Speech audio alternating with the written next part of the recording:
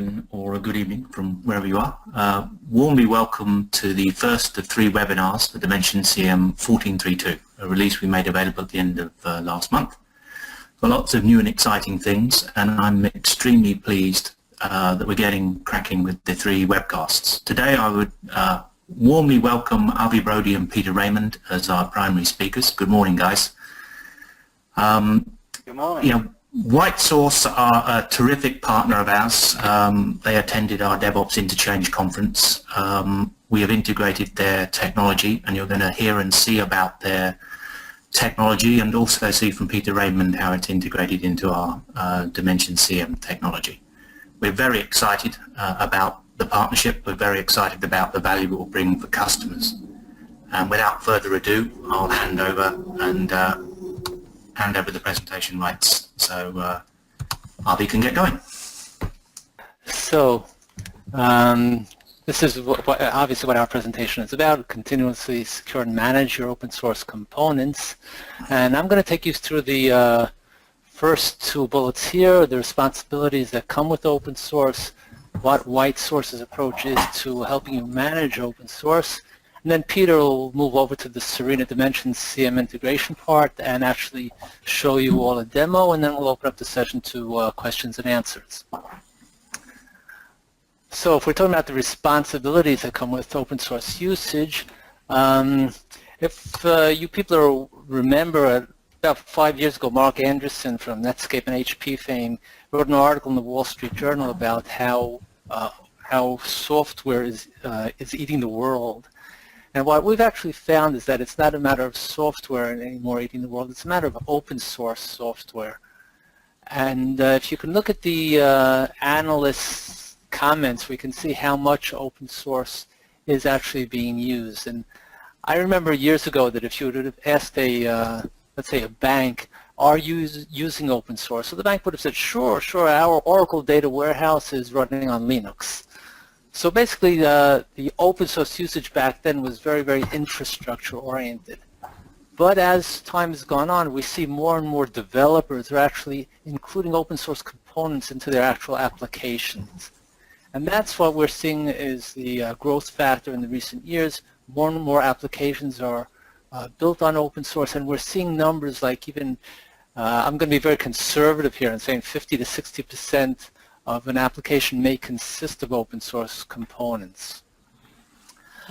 But when you are using that open source, which gives you a lot of power in order to be able to get your products out to the market sooner, finish your applications quicker, there's more responsibility as opposed to when you're using commercial software or in-house developed code. And the first challenge that the organizations are facing is, first of all, discovering what open source they are actually using, because it might sound very obvious, but developers are not very good at keeping a good track of what open source they're using. Even the ones that are good at it, they'll probably be saying, if you're managing this with spreadsheets, they'll be listing all the components that they've used. Odds are they're not including all the dependencies and the dependency tree, which can add tens of other open source components in there that they're not aware of. And once you do know what open source you're using, obviously the next question you're going to ask is, are my developers introducing any security vulnerabilities into my system by inserting open source components? Now, there's a whole argument whether open source is safer or not safer. I'm not going to get into that. I think software is developed by people. People are going to make mistakes, and it doesn't matter whether it's commercial or open. You are going to come up with security issues. The next issue that people are facing are, what are the licenses of these open source components? Because open source software, like any commercial software, is associated with a license, and these licenses are legally binding.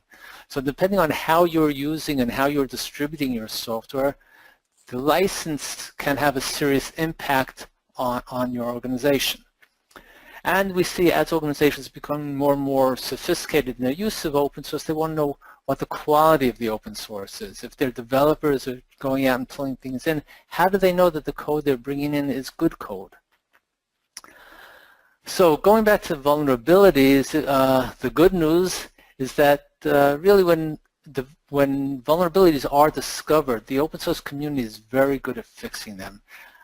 They generally take things to heart. They're very attached to the open source projects that they're contributing to, and they do their best to fix things as soon as they are discovered. Obviously, the more popular open source projects get the best attention. The bad news is that if you don't have a good inventory and you don't have somebody actually monitoring your system, monitoring what open source you're using and what vulnerabilities are being published, it's very hard to make that association. If there's a new vulnerability, does it actually affect the specific component that your developer is using? So what we're finding is that organizations generally are not paying enough attention to the open source. And if you look at this graph here, again, we're showing that in many cases, most of the application can actually be built from open source, and a minor part of the application is actually your business logic. On the other hand, we find that organizations are spending a lot of money investing in tools like IDEs and scanners and whatever other development tools they have for actually developing and managing their proprietary code, but they're ignoring the open source code, which again may be the majority of their actual application. So how does WhiteSource come and help you here? Well, basically we take two approaches to this whole issue. First of all, we help you know where you actually stand, and we do that by supplying a wide variety of plugins to a wide range of continuous integration and build tools. And what these plugins do is that they analyze all the components that get into the build, get into your project, your product or application when you run your build. We detect the open source. We send information about that over to our application, and then at any point in time afterwards you can now just click on a button and generate reports to find out all various information about those components. Those reports can be obviously your basic inventory report, reports based on licensing, reports based on security vulnerabilities, and all this information will be cataloged by your product or by your line of business application. On a continuing basis, though, we do have a system that more or less monitors your inventory and your builds. So first of all, the first thing you would do would be setting up a policy where you would actually tell WhiteSource what open source you're willing to accept in your organization and what open source you're not willing to accept, and that can be based on various criteria, which is very simple to set up in our system.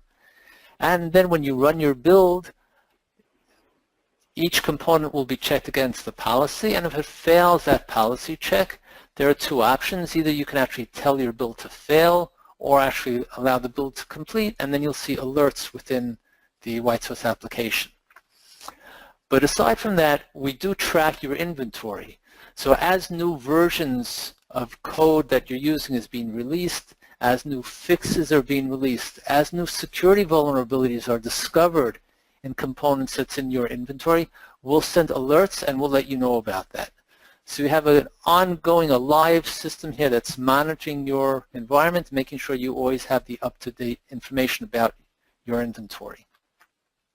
What we've also done is basically what we call a shift left over here, in that we have a selection tool which moves the whole process earlier in the development cycle. If I said on this side that we detect your open source during the build, what the selection tool is an extension to your Chrome browser, which at the time your developer goes to some open source repository on the internet, such as Maven Central, and starts researching a component, our extension will open up a window and give the developer information about that open source component, which it will take out of your WhiteSource installation.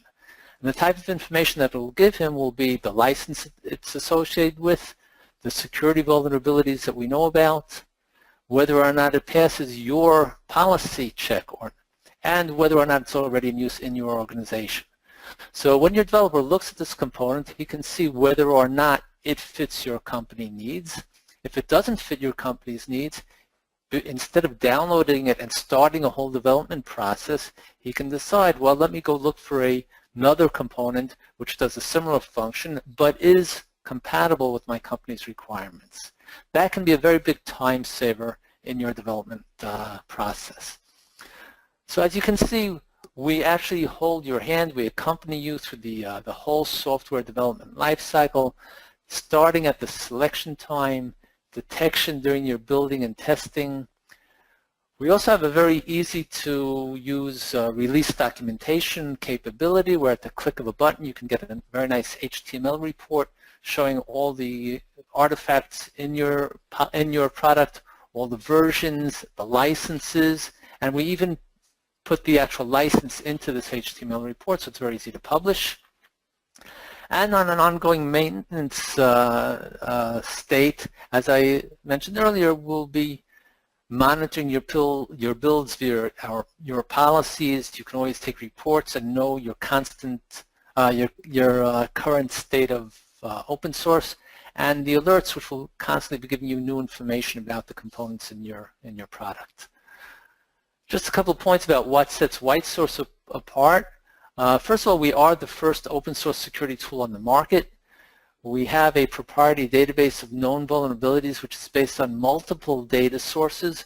So we not only take information from the CVE or NVD database, but we have a list of other sources of vulnerability information.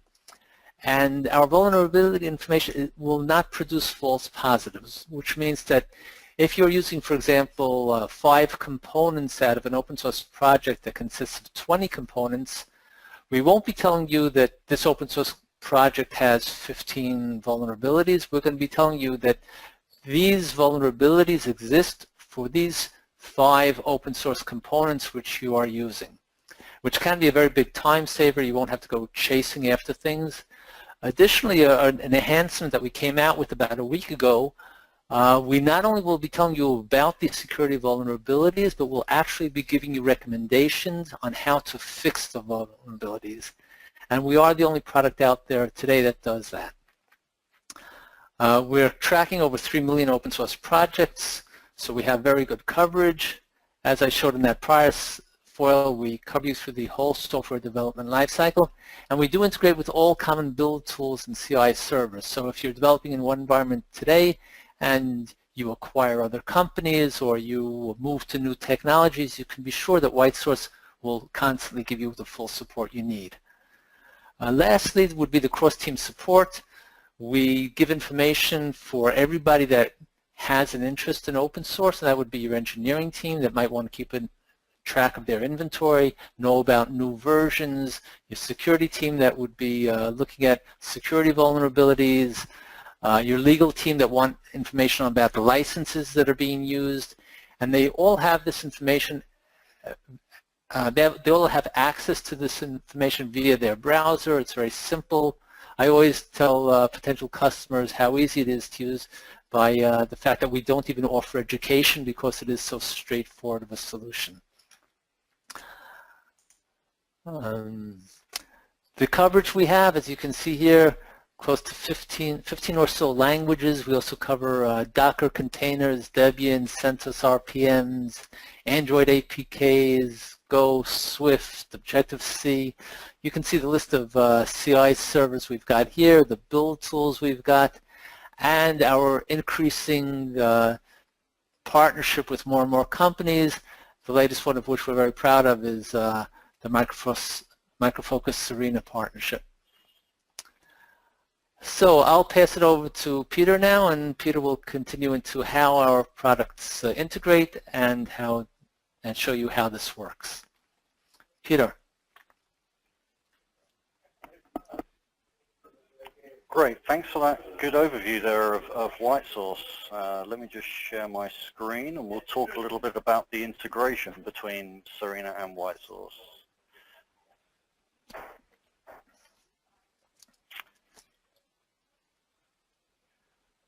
Okay, so the integration we built, released with the CM 14.3.2 release that Ashley was talking about right at the beginning, is basically a Pulse Expert plugin.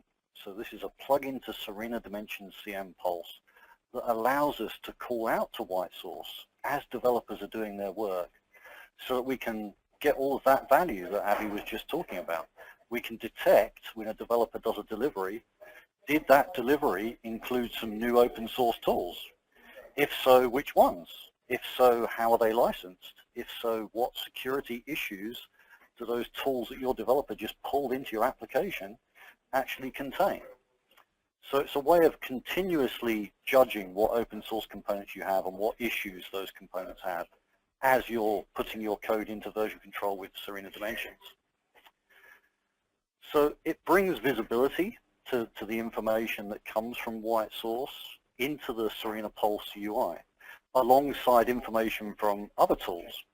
So perhaps you've executed some static analysis, perhaps you've done some checking of the code style.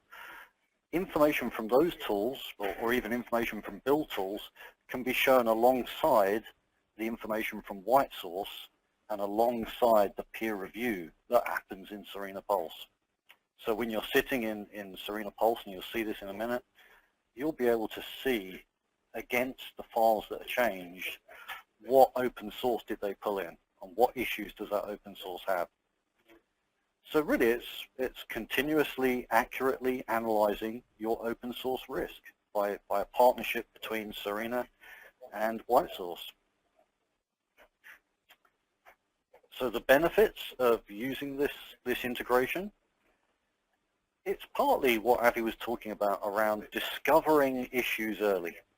So, you know, if you have a security problem, it's going to be faster to fix it if it's found earlier on in the development lifecycle, rather than when the software has been deployed out to production, for example. So knowing what open source you've got in your product and evaluating whether it meets your policies every time a developer does a delivery, that's going to help you catch policy violations and security issues much earlier on in your life cycle. And of course it's continuous, so you know it's happening all the time in the background as developers are making changes. We're calling out to WhiteSource to assess what's been delivered. And it can result in metrics and KPIs. You'll see some of these in the demo that can really tell, you know, for your business partners, what open source are they pulling in, for your management team, summarizing what your risks are around the licenses for the components that you brought in. So there is a reporting and metrics aspect to this integration as well. So with that, I'm going to switch over to a demonstration and we'll see some of this in action.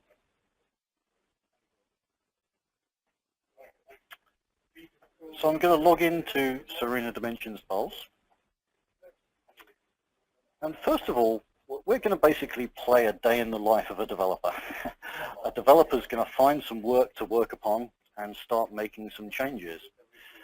So perhaps first of all, the developer might look at the work that's in their current sprint. So let's actually look at a backlog of work within the Serena Dimensions. And we've got a backlog here already created.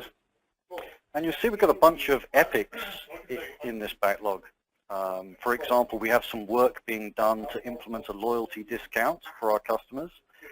And we also have some work being done around adding insurance for people who are playing Pokemon Go, perhaps on their phones, have accidents, and they need to get an insurance quote from us. So this piece of software this developer is going to be working on is an insurance application. So you can see here, for example, that there's a particular request that's going to be worked upon as part of this, this day in the life of a developer. And it's to extend the application to add support with paying using their mobile device. So we can open that request up. This is a DimensionCM change request, and we can see what it's asking the developer to do. This is a change request to go and modify our insurance application. We can see all the properties of that request. We can see its history, who's done what to that request so far. But let's actually start working on that request. So perhaps it's the most important thing to work upon. So we're going to drag it up to the top of our backlog. So simple drag and drop prioritization of developer work. That's part of what you get in DimensionCM 14.3.2. Let's go into an iteration where developers are executing on that work. And what you'll see here is a card wall style of view showing the requests that are in the iteration. So this is a time period from 4th of November to 17th of November where developers are sprinting on some amount of requests that they're going to be working on. And in this iteration, you can see we've got request number 36 we were just looking at. We can open that up again here, see the details of that request. We can also see all the other work that's going on. And notice that each of these requests has a little symbol up in the top right of the request.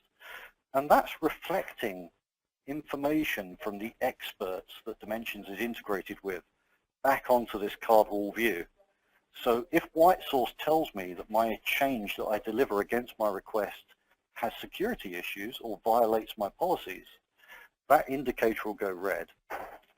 So we'll talk a little bit more about that in a minute, but let's move this request over. So each of these columns here is a state for the requests.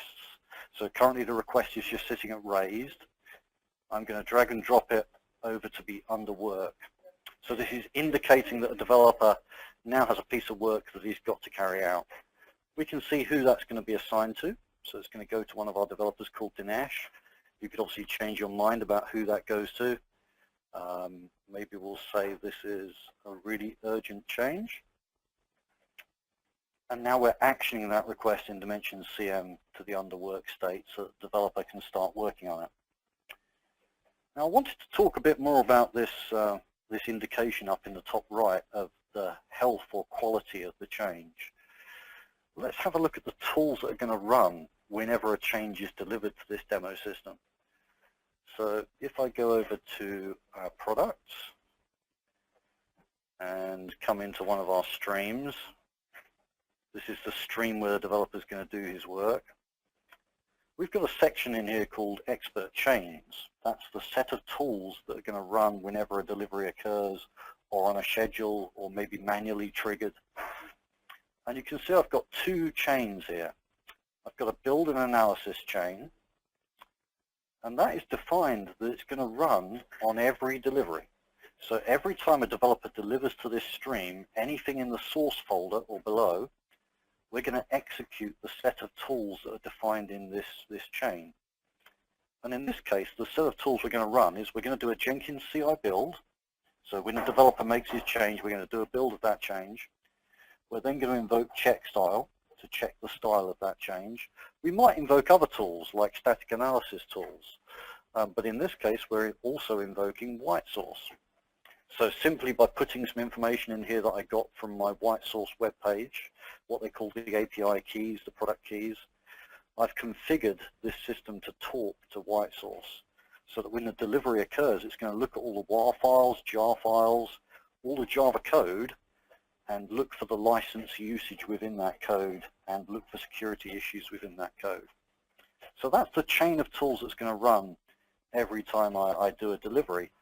Now, of course, we could have that run not just on every delivery, but maybe at a certain time of day, you know, at a certain hour of the day, or maybe on certain days of the week, just a Wednesday and a Thursday. You'd be able to configure how often these tools run. In this case, we're going to leave it running on every single change. And of course, you can have multiple sets of these tools. So I've got another chain here. Maybe some of the analysis you want to run once a week. So you'd have a different chain of tools for doing a more detailed analysis versus a simple chain of tools for doing an analysis on every delivery.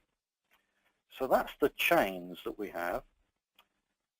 Let's have a look at the graph of streams in this particular product. So this is our savings stream that we were just looking at the chains on it. And you can see in this graph that we branched off to do a hotfix, we merged that back again. And along the way, with every delivery, these dots have been colored to indicate the health or quality of the change according to those tools that we called out to. So if my Jenkins build fails, or if my check style fails, or if my WhiteSource analysis violates a policy, that change is going to go red like this one here. If those tools all say that the change is good, it's going to go green. If it's kind of not sure, you know, the quality is kind of in the middle, the dot's going to go yellow. And if it's orange, it's in progress. The ticks and the crosses inside these circles is to do with peer review.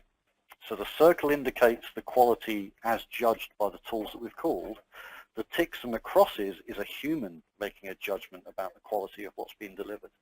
It's, you know, did this pass its peer review or not? So with that, we've seen the set of tools that are going to run, and let's actually go and make a change as a developer. Let's implement our insurance change.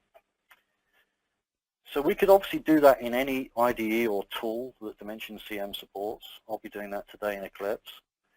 So this is just a developer doing his daily work. Now, of course, he needs to find the request that's asking him to perform work. So back in his IDE, he can see that Clarius CR36 that was given to him by the Pulse user interface. So saying that he needs to add support for Apple Pay. So that's the task he's going to work on today. So he's going to add that to his working list, and then he's just going to start making code changes.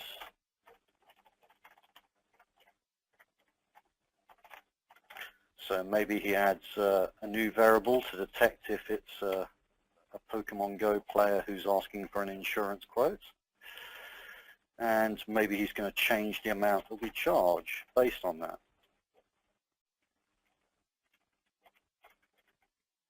So fairly simple code change. Let's charge a little bit extra if they're playing Pokemon Go and they have an accident.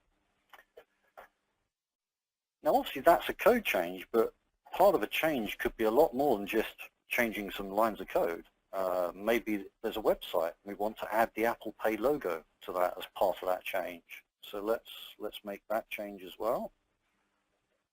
So I'm going to drag my image into the IDE. And perhaps in order to pay by Apple Pay, we have to use some Java libraries. So I'm going to pull in the Apple Java API into my project. And perhaps we also need to use some other open source components. So drag those also into my IDE. Now I'm ready to deliver my changes back into Dimensions. So we go team deliver. It'll just confirm that we've made a number of changes. So we've added a few files, we've changed a few files. We're going to deliver that.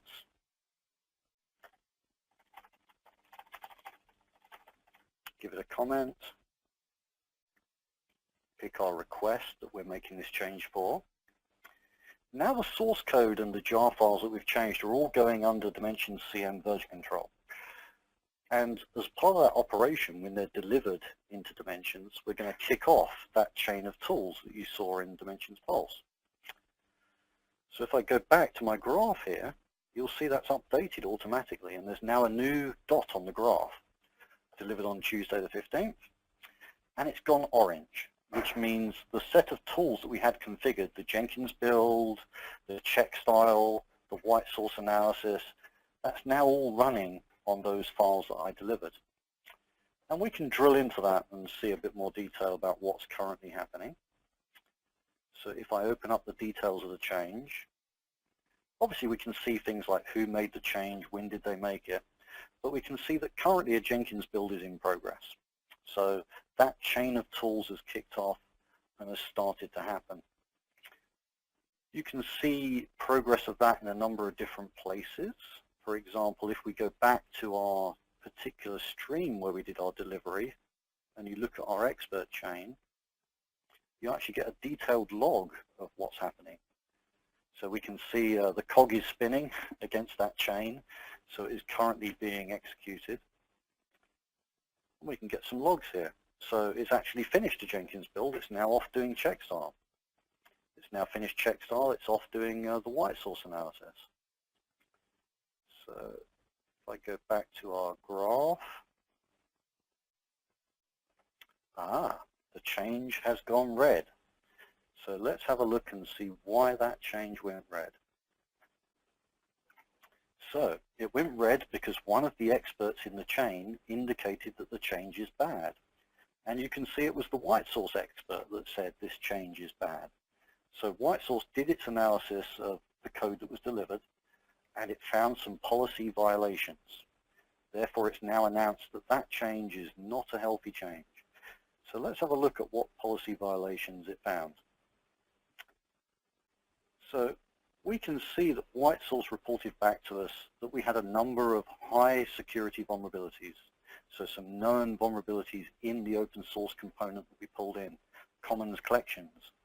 We can also see that WhiteSource said there's a new version of Commons collections, and that really good practice would be for me to adopt that new version.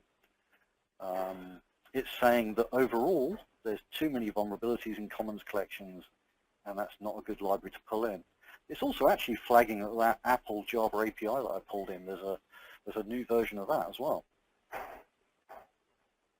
And it's reporting some metrics, like the number of security vulnerabilities found when it did its analysis.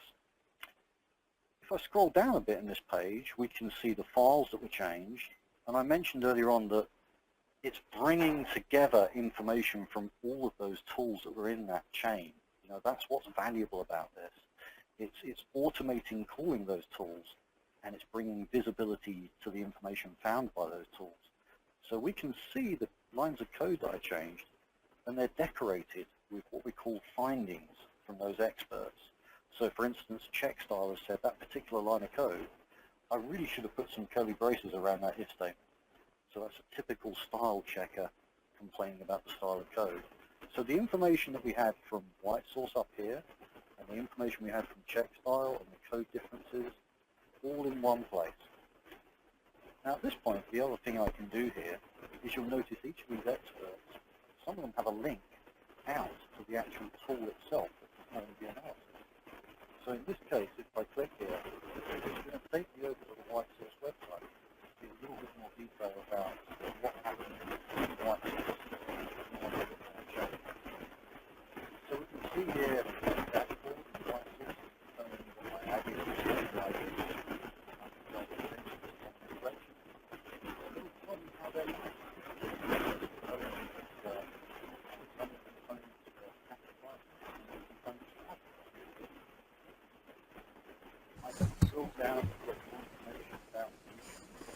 Peter, I don't know whether you can hear me. This is Ash here. You're breaking up pretty badly. Okay, I will try and stay close to the mic. Okay. So over in WhiteSource, we can see what that detail.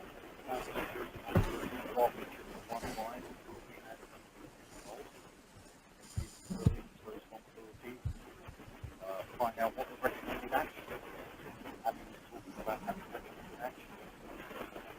You mean the browser, Pete?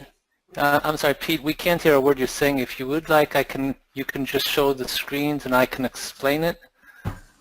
Okay. Yep. Okay, because we really can't hear you. What Pete is showing us here is the security vulnerability screen, which gives information about the vulnerabilities. As you can see, the severity, the score, the data got published, what library has the vulnerability, and what projects contain that library over on the right under occurrences. On the bottom of the page, we see fixes, and here WhiteSource is the only product out there that actually gives recommendations on how to fix the security vulnerability. You will typically see one or more fixes here, which we've ranked by priority order. If you feel that one of the other fixes is more appropriate, you can click on the star on the left and vote that this fix is more appropriate. And if you click on that bug 1279330, will actually take you over to the source of the information, as you can see here, Bugzilla, where we got that fix recommendation from. Okay, you can close that, Peter, and just continue. I'll keep on talking according to what you show them. Okay, this is how we set up policies. As you see there, you can set up multiple policies based on various criteria. Pete, would you like to click on that Add Policy, and just we'll quickly go through that. On the right-hand side, the blue Add Policy button. And you can set up policies on a product level or on an organization level. As you can see here, click on that, please. You can see you can set up policies based on licenses, based on a regex that points to a resource, on your group artifact or version attributes, or as you can see here, the security vulnerability severity level, the age of the component, and it's very simple. You would just pick one of those, go to the right and choose the action that you want to do. For example, here if it's a high bug rating, we can automatically reject the component. And you can do that for vulnerabilities as well. You can reassign them. Here we see the first, we'll just quickly go through the list. We have a license-based policy. We have a bug rating policy-based security level policy. And as you can see, you can automatically approve, reject, reassign, or actually even set up conditions for approving or not approving the open source component.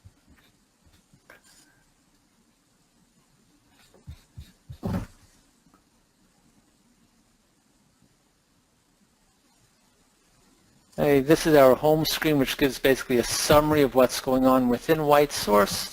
In the middle, you see the various products that we've analyzed, and we've got 7 products here. For each product, you'll see its inventory in the middle of this screen, and on the right, you'll see that product's license distribution. I don't think it pays to do this, but if you click on any of those things that Pete just highlighted, we'll open up specific reports for those functions. On the top of the page, we see environmental type of information showing you the security vulnerability score for your organization. We've got some high severity vulnerabilities highlighted in red on the right. We've got some medium severity vulnerabilities. We've got 100 outdated components. We've got 19 vulnerabilities all in all. And we've got components that have severe bugs, 18 critical bugs and 9 blocker bugs. And on the left, all these things are, you're informed about all these things by various types of alerts that we've got in the system. And as you can see, there are alerts by security vulnerabilities. There are alerts for policy violations. We've got alerts for outdated components telling you that there are new versions. And we even tell you if you're using multiple versions of the same component across your development environment. Okay. Thanks for taking us through that, Avi. Can you hear me any better now, or still? Welcome back, Peter. Okay. Not sure what happened there with the headset, but okay. Let's have a look at some of the reporting back in Dimensions. So that was a good overview of what we can see in WhiteSource. But you'll also notice for this particular change that was delivered, there's a button here that downloads a HTML report just for that particular change. So the number of libraries scanned, the license types discovered, some of that information that you are seeing in the WhiteSource UI can also be seen in this report file here. And also seeing information from WhiteSource alongside information from other tools. So let's go to our savings stream and look at the reports for that stream within Pulse. So within Pulse, of course, we have reports around the activity that happens in Dimensions, like deliveries that have occurred, peer review approvals and rejections over time, who's doing approvals and rejections, some totals up here. This is all customizable information about the peer review and about deliveries, but you can also have information from other tools. So for example here, we've got information that came from WhiteSource. So we've done 3 deliveries in the system over time, and you can see at one point in time we had 5 security vulnerabilities. That went down to 1, and now it's gone up again with our latest delivery. So you can see the trend of how your application's quality is going.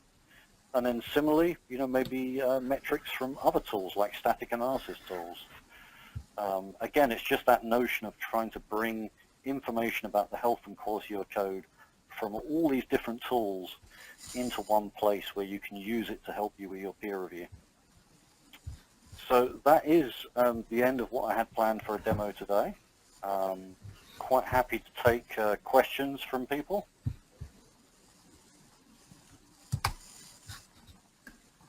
So Peter Saccia, I did notice there was one question. Unfortunately, I seem to have lost my questions panel, but I remember the question. So John wanted to know how would this work with SBM? So imagine you've got SBM and CM. Maybe run through a scenario where this would all work, where you've got high-level request management in SBM. Yeah, sure. So, in fact, it's interesting, we use these tools ourselves in-house, of course. And here, to build Dimensions, we do use SBM as our high-level issue tracking system. So when a customer phones our support team, that will eventually become a ticket in SBM. Now, your business team can do some level of approvals and transitioning through states up in SBM, but at some point, you'll want that SBM ticket to come down into something like one of these backlogs. So you want the development team to have a ticket to perform work against. And that's typically a change request in Dimensions. So if you see underneath these epics and features, we have Dimensions change requests. These change requests could have been synchronized from an SBM ticket. So you could have been using Serena Business Manager for that high-level process, but there might be some transition in your SBM workflow that would trigger creation of a DimensionCM request. That could either be using our synchronized tool that we offer between Dimensions and CM, or using orchestrations to connect SBM and CM. So we do have various integration approaches, but at the end of the day, the things that you're working on here in these backlogs and iterations are Dimensions requests. Doesn't matter if they came from SBM or not. It's requests that developers are working on. Does that help answer your question, John?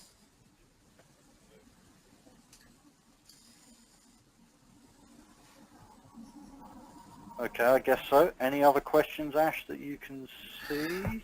So I have a couple of other questions for you. Again, I'm going from memory because I seem to have lost my thing. In terms of setup and configuring, say someone downloads DimensionCM 14.3.2 today. What does it take to get the WhiteSource plugin working? Great question. So it's actually very simple. So WhiteSource can be hosted as a SaaS solution. So it's hosted up in the cloud. So this website we went to, saas.whitesourcesoftware.com, is out in the internet land. So you don't have to install WhiteSource locally. You can use their cloud-based solution. You don't need to install any additional Dimension software. You simply need to create that entry in that expert chain. So when I went to my stream, we had expert chains here, and we had our build and analysis chain, and we added WhiteSource to the chain, and I'll show what that would look like if we you'd simply say add, and you'd pick WhiteSource to say that's what you're adding, and then you'd give it a name. You'd paste in your tokens from their web page. You'd say what types of files you want to analyze. Maybe there's certain files you want to exclude, so you could specify that here. And how often do you want to poll WhiteSource for results? So there's no additional software to install locally. There's just configuration of this expert.